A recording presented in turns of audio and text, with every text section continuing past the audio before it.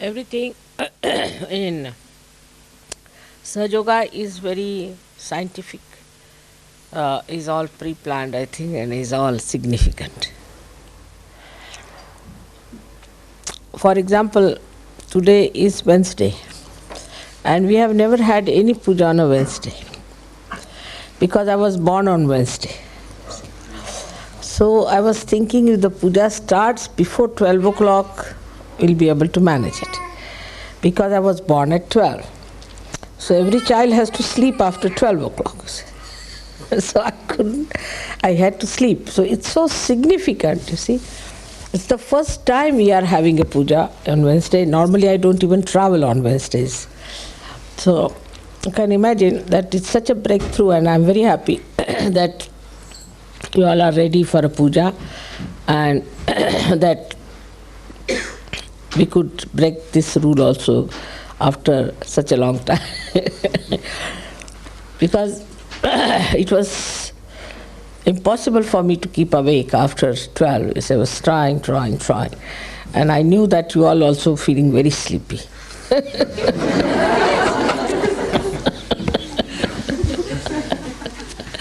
So it's so mutual and it's so simple. All right. So today we have gathered really remarkably in the really center of the Nabhi of the universe. And I don't know how far I can go with the description of this great country, which we call as Greece. Also, in the Puranas is described as Manipure Dvipe. The Manipur is the Nabhi Chakra, Manipur. And a Dvip means the island. Island of the Manipura stays the Athena. And there is a temple of Athena, all being described about her temple, about her jewelry, dress and everything. So it's already in the Puranas described, this Athena. As I've told you before, Athena means the primordial mother. So now, one may say that why the primordial mother Adishakti should be on the Nabhi chakra of the universe. One may ask a question like that why she is placed on the Nabhi chakra. Because in the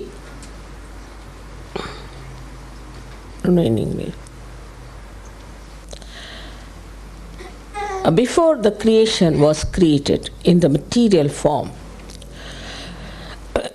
where it was planned, then there was something of the, what we call is the Vishnu Loka. Is the Loka or the area where Vishnu ruled. And in that Vishnu Loka, it was decided that Adishakti should first come in the form as a cow, and then she should descend in the area called as Gokul, which is Vishuddhi Chakra, first, and create vibrations there. Now in the material form, the Gokul was where Sri Krishna lived in his childhood. So in the material form, Athena itself lived in the material form. I'm not saying in the formation before. In this area to create the vibrations. So it is not only she was a goddess, but she lived in this area to create the vibrations for the Nabhi, to create the universal compassion and love and all her qualities. Now, as you know, every aspect of the goddess has different qualities. And as you can see that Mahakali has the aspect of comforting, and Mahasaraswati is counseling. And the Mahalakshmi has got for the redemption, for the awakening. But the Adishakti's work is to unite everything, to integrate everything. And to integrate all those qualities, the Adishakti herself was in material form, came on this earth, in this part. And that's why they knew about Athena. But as it is, I don't know what are the stories they have. They must have some mythological stories about Athena, that she lived like this or whatever it was. And this is where she created the Devaloka. Devaloka is the area where Devas were created. Like she created Indra. You have heard the name of Indra. Then Varuna. All these Devalokas she created in this area, not in India. Devaloka was created on this side. And Ganas and all these people were created on the side of Nepal and all those places, on the left hand side.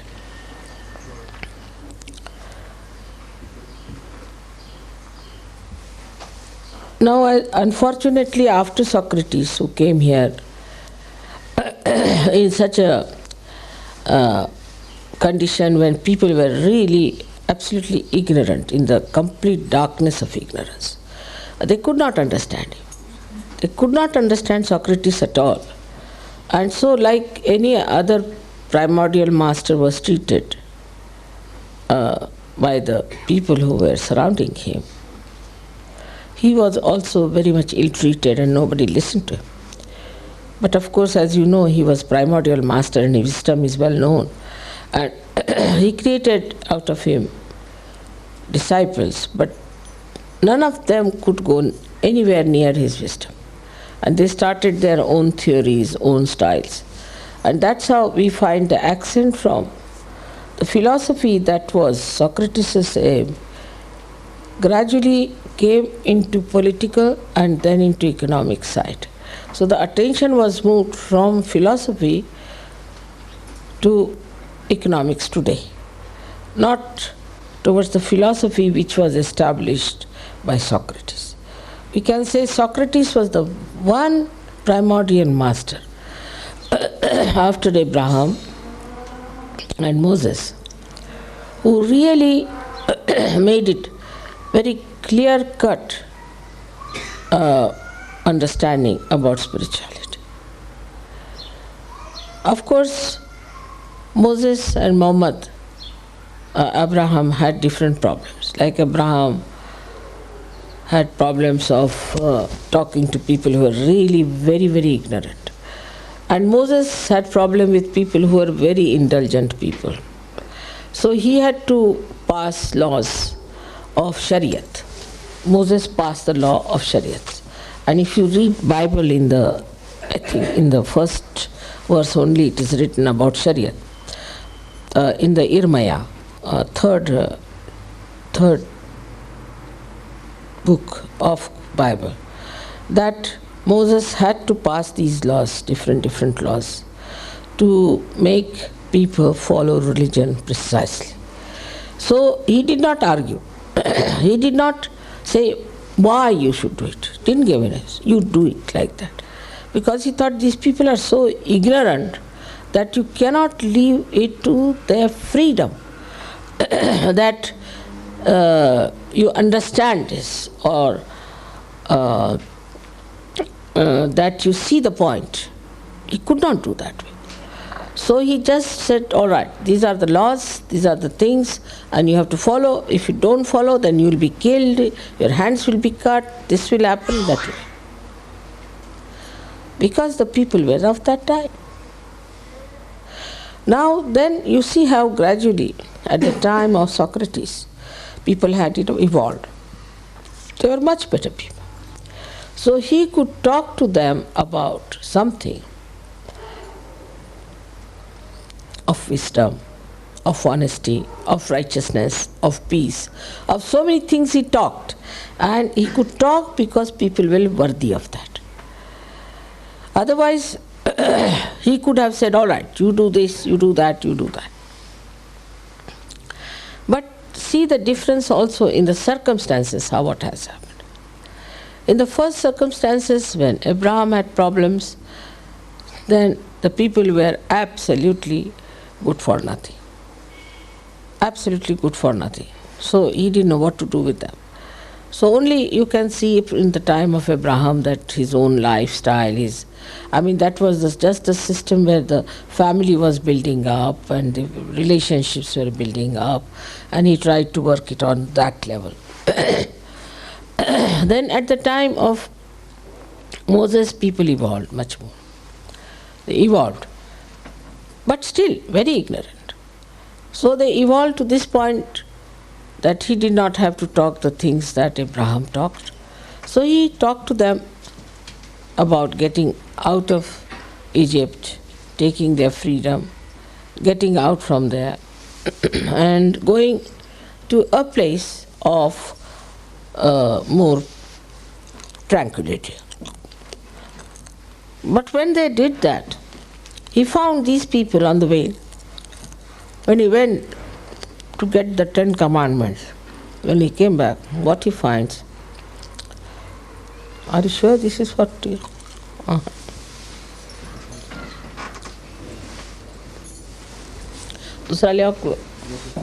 Must be somewhere. It's all right, it's upside down. I think people have issued this.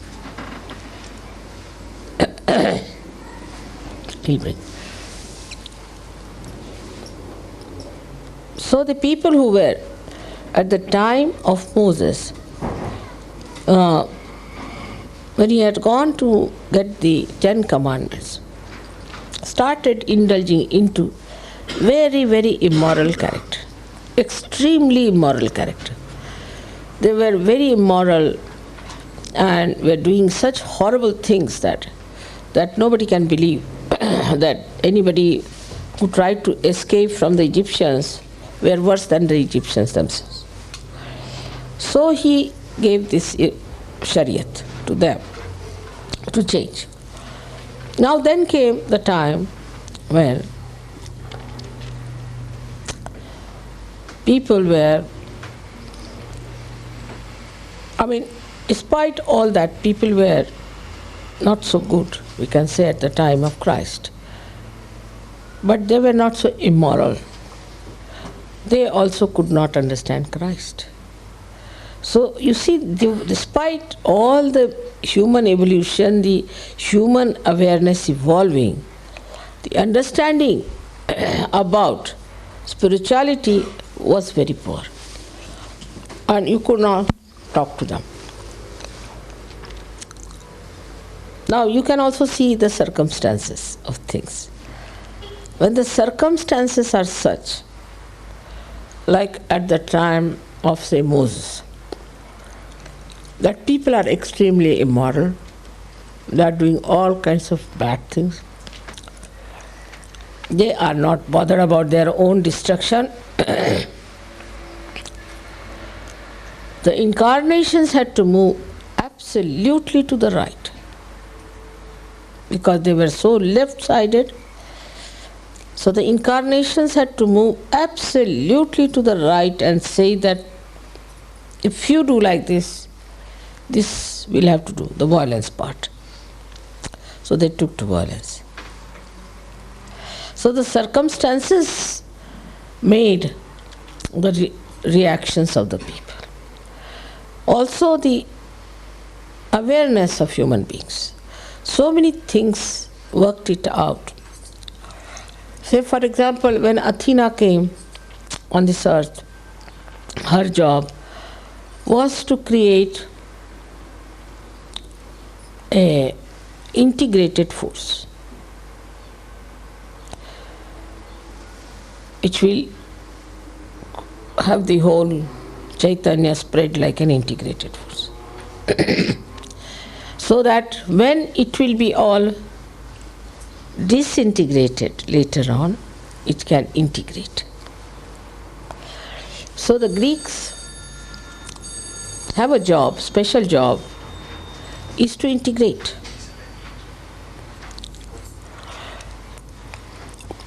You have to integrate people which are left-sided and right-sided. And that's what I asked him, what happened to Hitler. So they said that when they saw Hitler, though Hitler respected them, they resisted Hitler. You can see the significance. How he respected the Greeks. And despite that, they resisted him because they were given this special capacity. Same thing with Greeks, they went to, except Alexander only the one who tried to invade India. And because of a Greek nature, he receded back.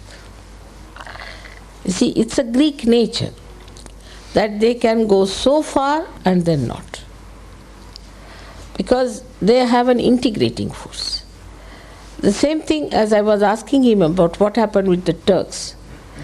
They had gone into Turkey, but they receded back. So this power of receding back and is the integrating power. By you integrate within yourself both the qualities of the left and right, and you balance it, and you see, no, that's all right. If you have to be in the center, we should go up to a point and come back. And this is a very basic quality of Greeks in every respect. If you take their shipping, they're very aggressive in shipping to begin with. Extremely aggressive people, and Greek ships were known for not maintaining at all. They were not very law-abiding. So they were never used to maintain their ships, you see. And always under trouble, the Greeks. That in the shipping they were known to be, the Greeks are ships which are all falling off, you see, and rattling. So perhaps they were aware that now the shipping is going to go down. So no use maintaining these ships, you see. Then when the shipping went down, you see, this is on an economic level, I am saying, how they worked it out. They sunk their ships and got the money out of insurance.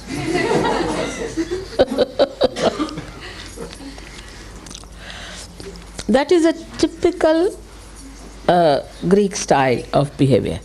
Is that they know already, it's a kind of a wisdom.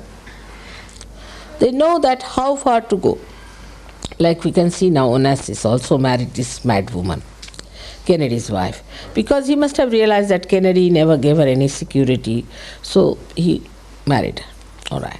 He married her up to a point. But most of his property went to his daughter, not to Mrs. Kennedy. This balance and this wisdom is a special Greek style of life. That's why you might say that they are not overdeveloped like Americans are. But now Americans are realized that they are idiots. But Greeks can never become idiots, whatever you may try. They are very sharp and very intelligent, but they know how far to go with everything. What is the reason for this? The Athena. So Athena is the one Adishakti, and she created Ganesha here. And the balance of the universe or all the dharmas is in the Nabhi chakra. And so the people over here are very balanced. You can find them very in their language, in their styles, very deep. One may say because they are traditional people, they have long traditions. But Egypt had also long tradition. Of course, Egyptians are, in a way, wiser than all other Islamic countries. But not like Greeks. Not like Greeks. We have Chinese also who are very wise. And they are known to be people of deep understanding. But they are not like Indians. So what is lacking in all these people is the depth of awareness. Because though in China also Mother of Mercy came and she really bestowed blessings upon them, and China rose also afterwards into her own glory and became quite a good industrial, developed country, we can say, very powerful. But still, that kind of regimentation could not be borne, because after all, Mother Mercy was there. Do you know, you have one Mother Mercy to give, you given me, one, Kuan Yin, same thing, Kuan Yin, and she's the same thing called as Mother of Mercy. And the second one was given by Gregor recently.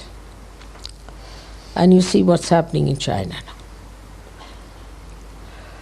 So the effects of these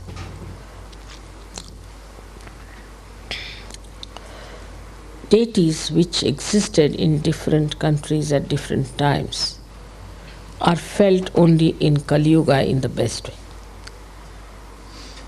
Now you may say that why should Mother come last to Greece? Because now Athena is in the Sahasrara. So you have to go not in the Nabi. So I had to bring Sahasrara here, isn't it? Sahasrara is the last chakra one has to achieve. So I thought that let Greeks grow up to the Sahasrara point. So we have to establish Sahasrara in this. And thus it's a very powerful work we have to do in Greece. Because actually, at the time when Athena came here, it was not Sahasrara, it was Nabhi, because she was actually on the Himalayas, came from the Himalayas. So now to bring Himalaya here, or to bring that purity in Greece, is a tremendous task.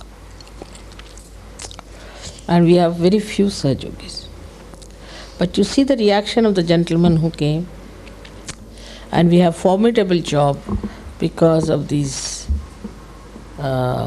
orthodox, most unorthodox. They have no orthodoxy about anything. So we have a problem, big problem, how we'll establish here. The Devaloka was formed here, and Devas were here, they rule here, no doubt. But in the human awareness, they were brought down to the human level. Like Zeus was Parshurama, the one who was an incarnation to announce the advent of Sri Rama. And he came before Sri Ram, died also very much before Sri Ram. But they painted Zeus as a man who was a womanizer. So all gods were brought to the level of human beings, restored with all the weaknesses, see? Actually decorated with all the weaknesses, like that.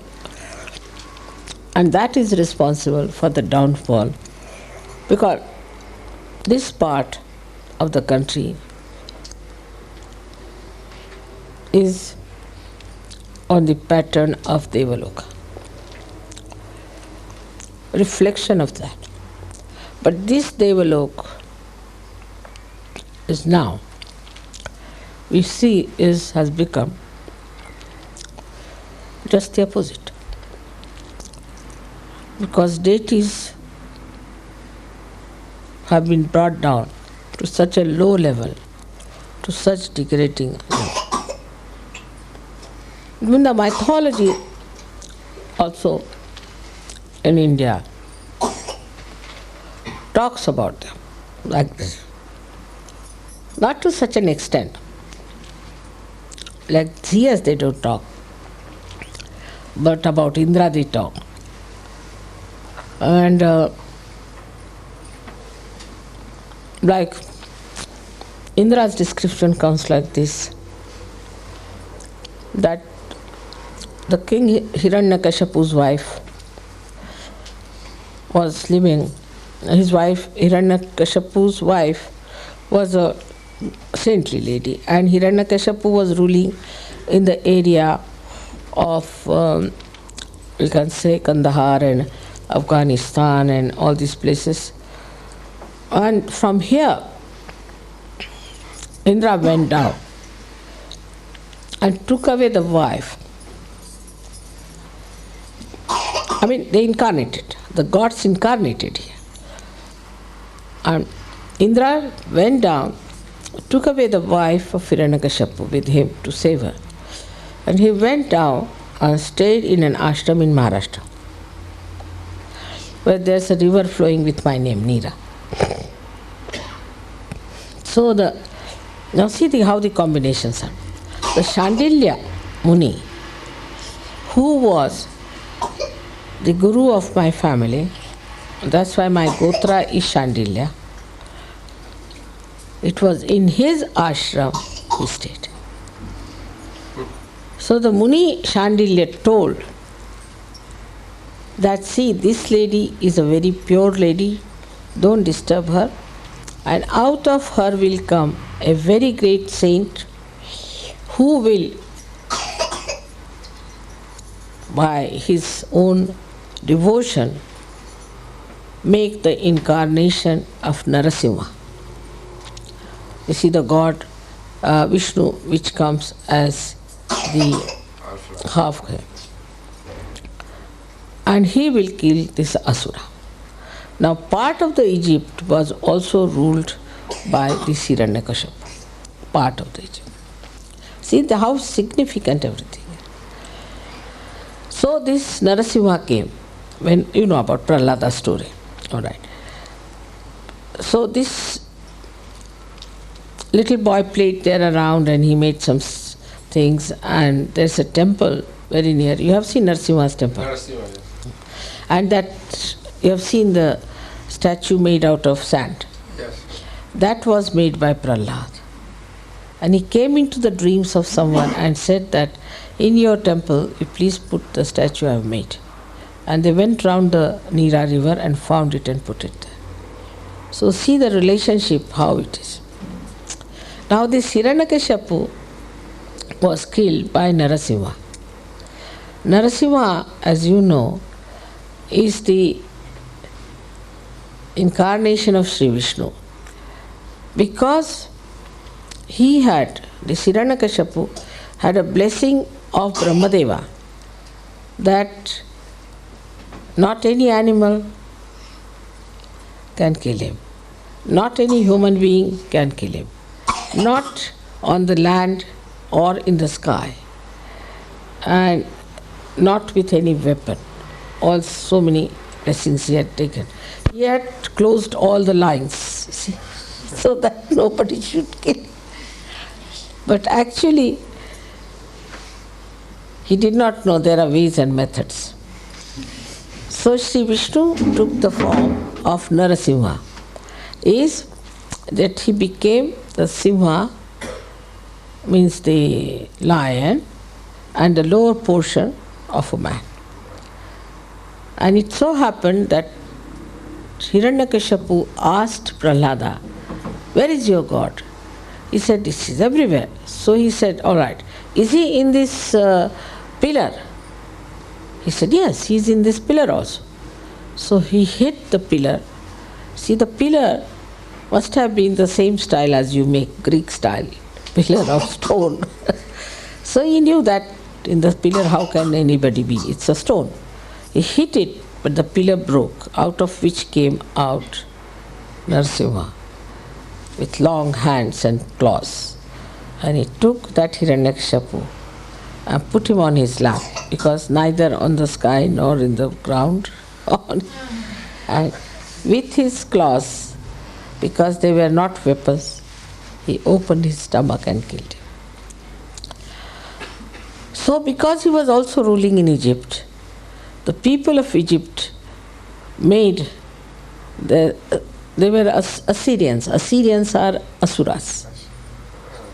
They were the ones who were Asuras. That's why they were called Assyrians. So they made the statue of their god Sphinx the other way round than Narasimha. So the upper part of the Sphinx is that of man, and the lower part of that statue is that of lion. This is very ancient story I am telling you. So how the Greeks went to India long time back, because all these devas were Greeks. And these devas were like Indra, what he did, and Varuna and all these things. But I think because the whole idea got perverted, whole thing, they could not see the proper image of their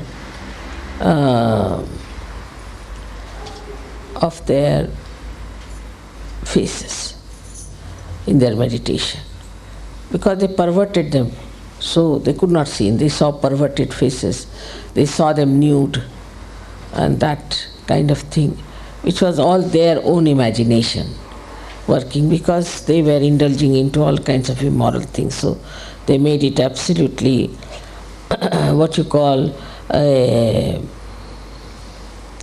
very immoral type of relationships and things among them. So that was their own ideas, and they put it. But also as a result of that, they could never see the body or the faces of these devatas properly. So they made them more like, quite ugly looking faces they made. Like I saw Poseidon they have made here, which they gave it to my husband also. It's not at all like Varuna, I can tell you. So, and absolutely nude, it's so embarrassing. They gave it to my husband and he didn't know where to look, and I just started laughing because he's a very shy man, my husband. And he had to put it in his office, hidden somewhere, and it looks very funny. And he was saying, why not we use a kind of a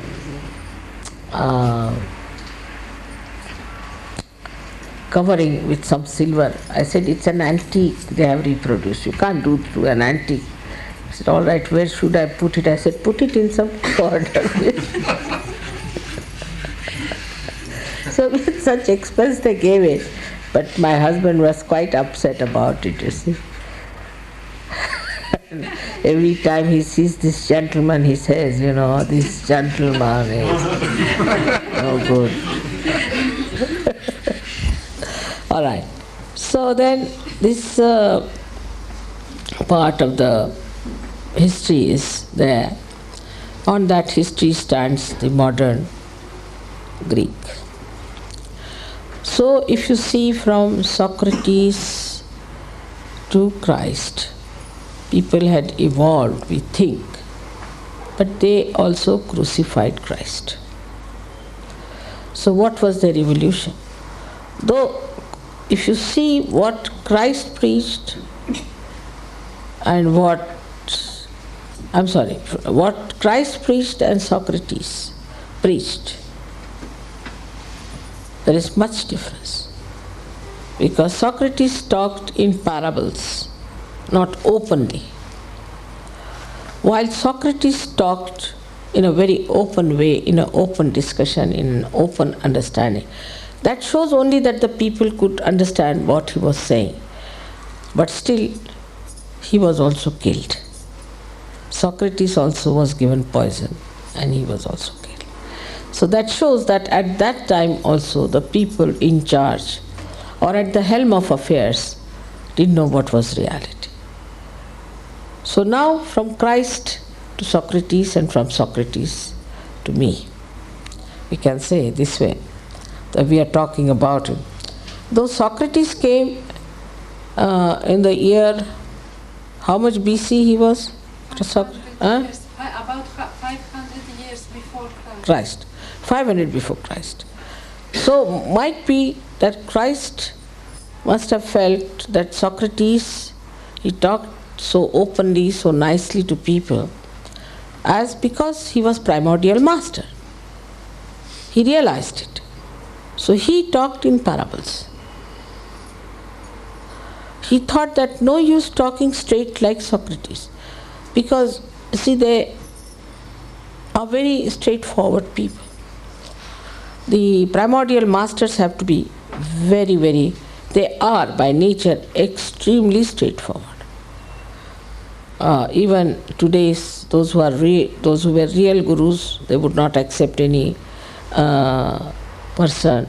They would throw away. They would beat people. Even musicians in India, those who are great masters, they would beat their disciples if they played something wrong, like very harsh people. So it was all right for Socrates also to tell things very plain and simple and all that, but still he was killed.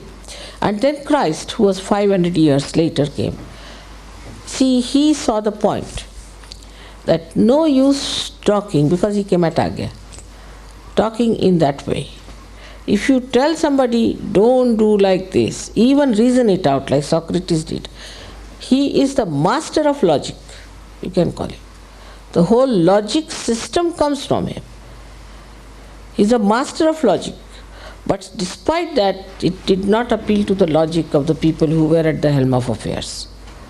So they have no logic in their heads. You see, they are just rationalists. Rationality is blindness, but there is no logic. So because there is no logic, they killed him. And Christ understood that there is no logic with these people, so better talk to them in parables. So he talked to them in parables. But still they killed him. Helm, the authorities, they couldn't bear. They thought he's becoming very powerful, or whatever it was. The Jews themselves were very funny, and they did it. So in Sahaja Yoga, what I decided that at least I should give realization to people first. And then I can talk to them whatever I like. Now I am talking to you everything and you are understanding it because you are realized souls. But I cannot talk this to an ordinary person. So we have two types of people, one who are Sahajogis and one who are not.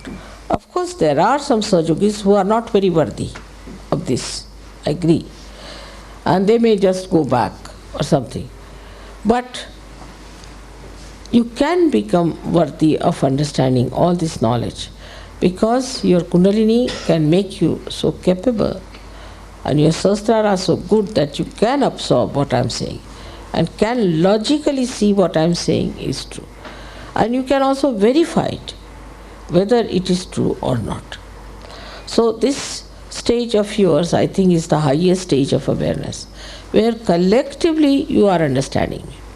The situation is not so bad as that was even at the time of Christ. Before that, of Socrates' time, I think he was the only wise man going around. There was nobody else seems to have any wisdom. Even his disciples, you see, like Plato, he went off his head. Then Aristotle went off his head. Both of them really were tried to have their own arbitrary additions, which were all absolutely. But Socrates talked absolutely about gods and everything, and talked so openly. Then, in the same way, we can say the primordial master state is that we have Muhammad Sahib. He was also killed. He was also killed because he told the truth. Then came Nanaka.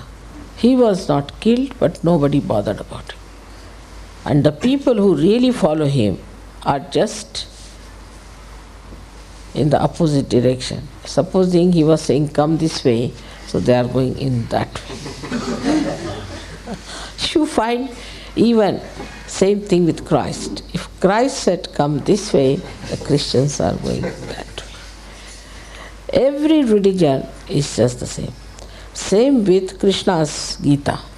Those who preach Gita are just, if Krishna is standing here and saying, come this way, Gita is saying, they are preaching Gita, going down, taking people downward.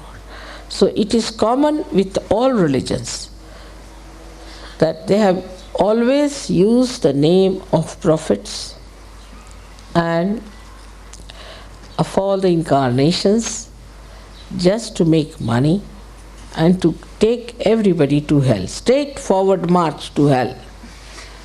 See, so now those who are alert about it and those who have seen it, that this is all nonsense, are in Sahajayoga. And Sahajayogis can't do that because they have come quite a long way now on this side. So they are going to pull out many others to that side instead of going themselves down. So this is the situation today. And that's why I say Greece is a very wonderful area where we can work it out. If Athena could be awakened here, this place could be of very great help to us. Now there are very balanced Greek people. They have great sense of art because of right side Swadhisthana. Also, they have lots of qualities of understanding the worthlessness of too much indulgences and all that. It is so. But the immorality grew now because they started copying Westerners. Otherwise, the women here were very moral women. This is only in these 20 years this change has come. Before that, the women were very moral, very good women lived here. And some of them are now in India, as I told you. They came with Alexander. And they were very good husbands and wives and very good families. This is only, I don't know why, about 20 years or 25 years at the most you can say. The Kali Yuga is showing its effects here also. But it's a very solid country. And still they respect a woman who has character. Respect her. They may use a woman who has no character, but they respect the woman who has character. And also respect the mother. So there are lots of qualities in this country which are still existing, in some places lingering, and some places effective. So the job of Sahajayogis is to somehow or other evoke that integrating force in them of the Athena, and I'm sure we can purify this country. May God bless you.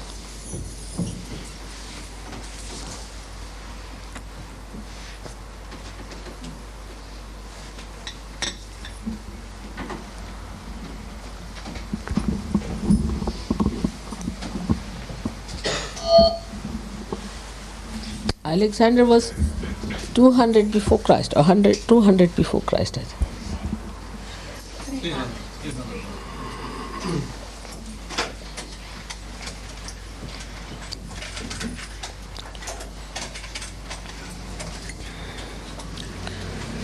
He was very much respected in India, always.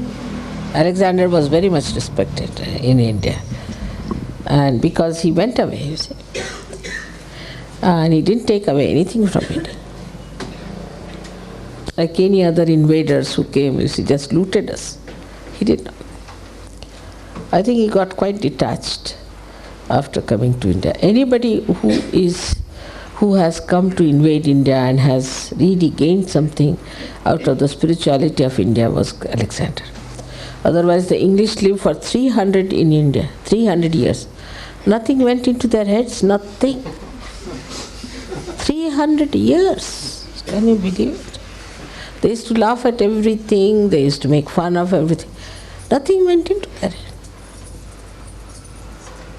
But so many Greeks stayed on because they like India very much. So they stayed back. They wouldn't come back. So many are there, even now, living in the forests. So this is something, is the sensitivity, the awareness, which has grown through times in the Greek people. You can see the character of Alexander, how he was. There's a poet in India called Chandavardai, who was at the time of Alexander. Alexander brought him here, honored him, kept him here. He was here. And he wrote poems about Alexander, about his greatness and things. Praised him so much. I mean, I can't think of English people carrying any Indian as a poet to England. It's no question. I mean, they didn't know. And the sign of awareness is this, that you don't respect anybody else. You say, I am the greatest. Then you cannot see the goodness of other people. Same with Portuguese. Of course, Vasco da Gama was a simple man. Because when he came first to India, he saw Indians, and he went to Goa and he saw the temple of the goddess there, is the Shanta Durgas. So went back and told his king that they are all Christians because they follow the mother. They are not Muslims. So simple it was. There's no need to make them Christians. They are already Christians because they follow mother.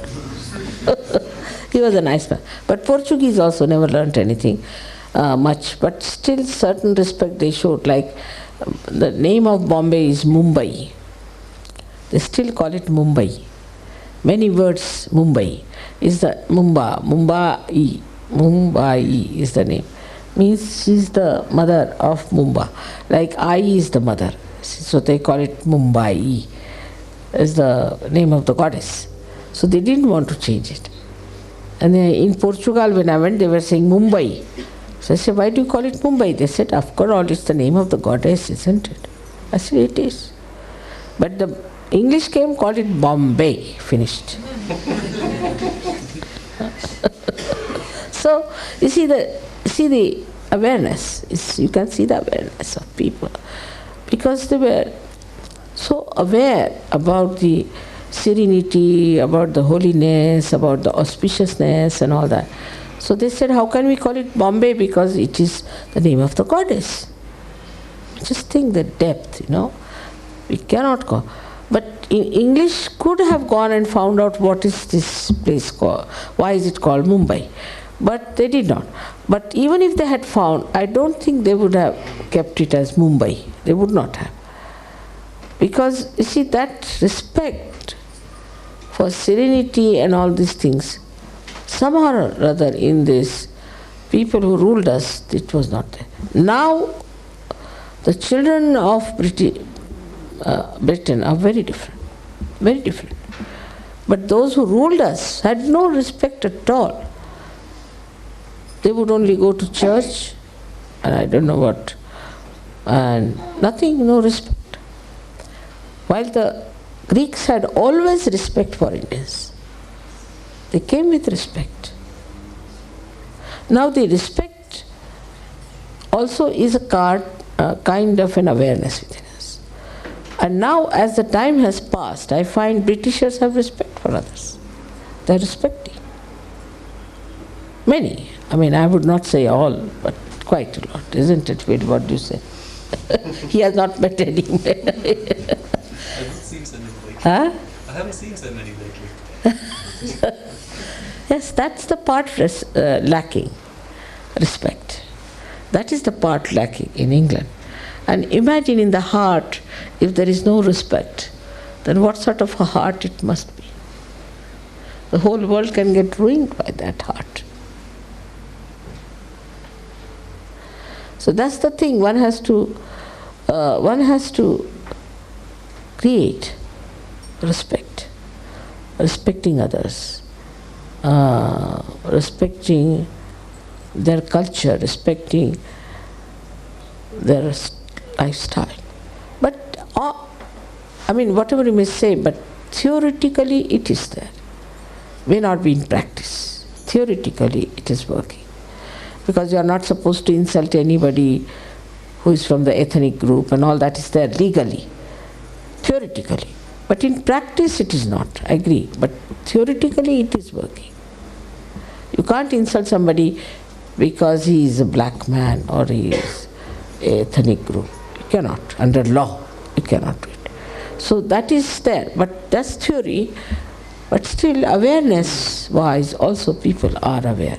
I know of so many of them who were sitting in the sun and fasting for South Africa. So between the South African awareness and British awareness, we must say, we should be proud that in British awareness there is a lot of sense. And that sense, once it comes to the point of respecting others, I think it can transform the whole world. But I don't know how I have to do it. I've tried. It has to be respect.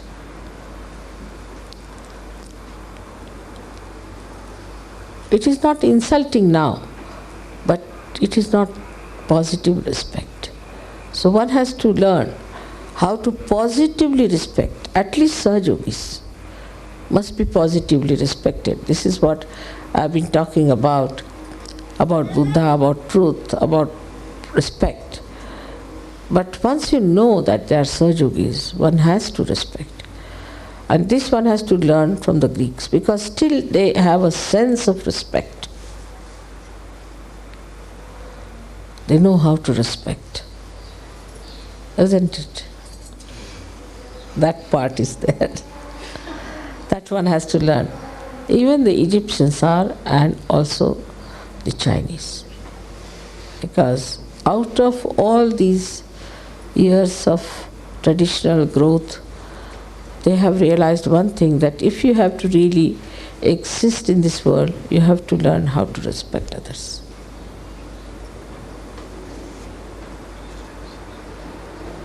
And respect is something from your heart. Like the Japanese have no respect for anyone, but they'll go and bow 10 times. Don't know when to stop.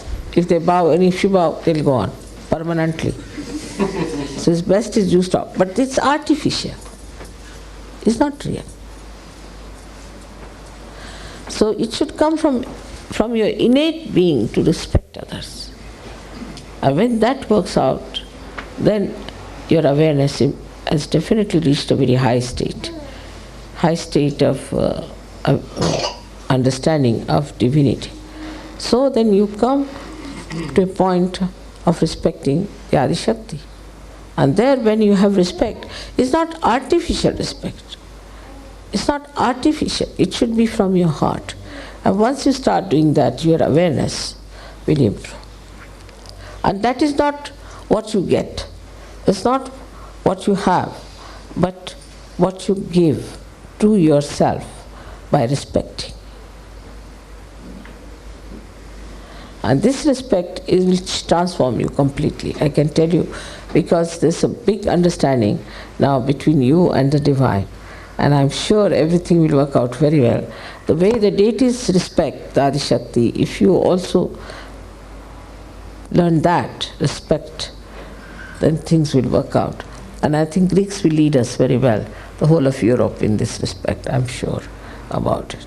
May God bless you.